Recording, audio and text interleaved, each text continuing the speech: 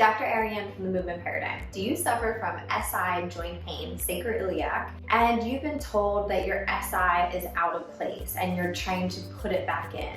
Or perhaps you're wearing a belt, or you just can't seem to resolve it? Well, stay tuned for this video.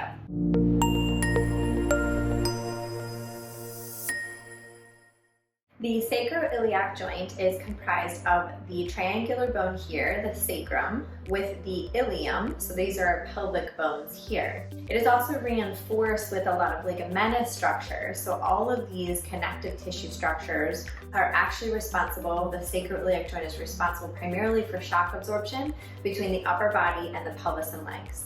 The sacroiliac joint has very little motion, approximately 4 to 6 degrees range of motion.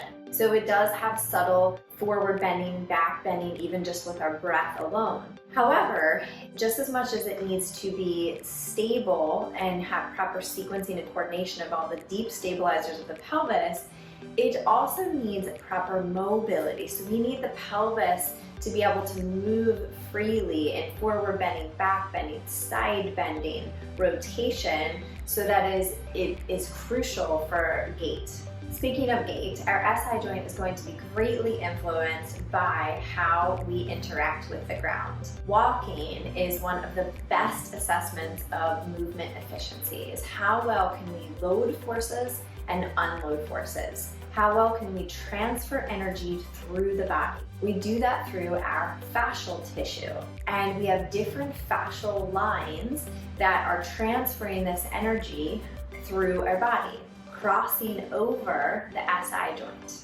One of the primary subsystems that the SI joint is comprised of is the deep longitudinal line. This starts at the bottom of the foot, comes up the lateral side of the leg, comes up into our hamstring, our biceps femoris, into our sacrotuberous ligament, which is one of the ligaments of the SI joint, and then right into the SI joint and up along the spine for the rest of it. So this is where we're transferring energy, and this line is mainly responsible for shock absorption. So when our breathing is compromised and we're not able to have the proper sequencing and pelvic control, in addition to our gait, then we are going to see SI joint pain and SI joint dysfunction. So let's talk about 5 different things that you should consider with your SI joint pain.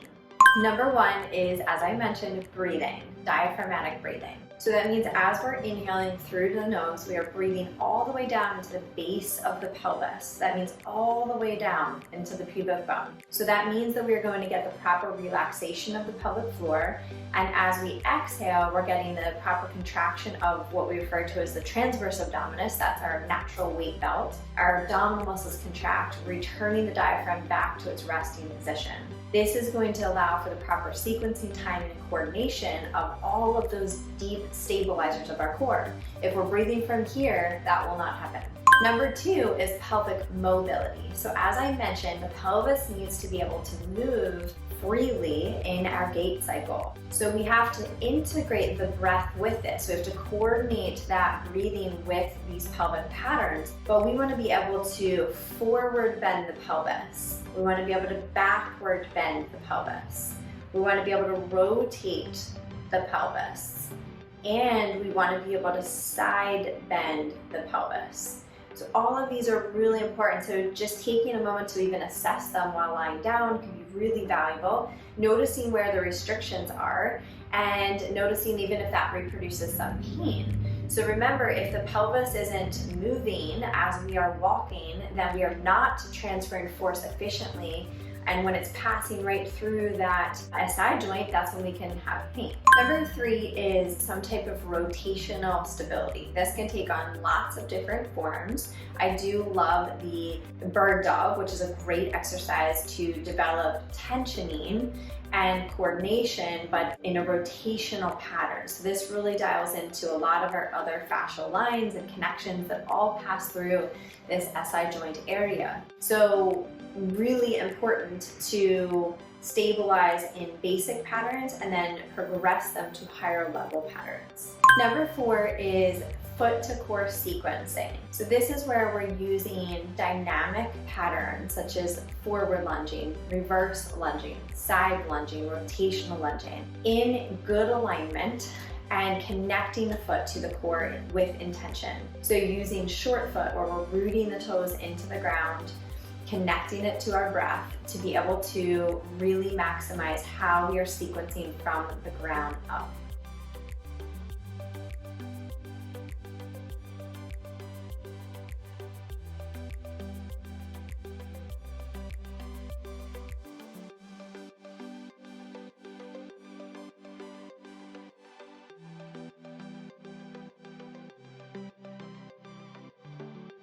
Addressing foot type. So there are different foot types that are going to attribute to how we are loading and unloading force. If we have a more everted foot type, so that's when the foot is turned in, so a little bit flatter, that can of course attribute to the stability in our foot and how we're transferring that up towards our pelvis. Conversely, if we are in an inverted foot type, so we are a little bit more higher arched and we're there as our normal stance and walking, that can actually put a lot of stress and force on the SI joint as well. So our goal is to bring our foot back into neutral. So whether we're strengthening the feet and connecting it with the core, or we're creating a little more mobility in the foot and in the calf and lower leg to bring our foot back into neutral. Because how we load the ground and unload is going to directly impact the SI joint.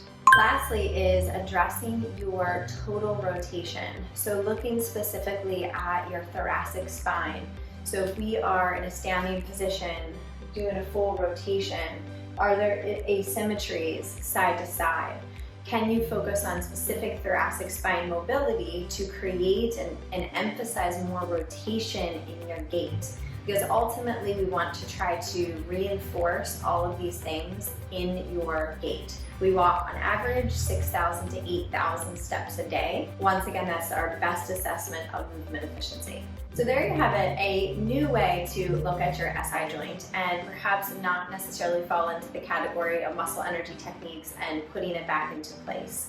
The SI joint only moves about 4 degrees, so it is likely not out of place. You might have pain and dysfunction, but really looking at why that's happening and being able to get to the root of it and thinking of it from a more integrated perspective of how we are interacting with the ground. As always, thank you so much for joining. If this was helpful, definitely give it a like or a comment, and make sure to subscribe to our YouTube channel, The Movement Paradigm, for weekly tips on mindset, nutrition, and movement.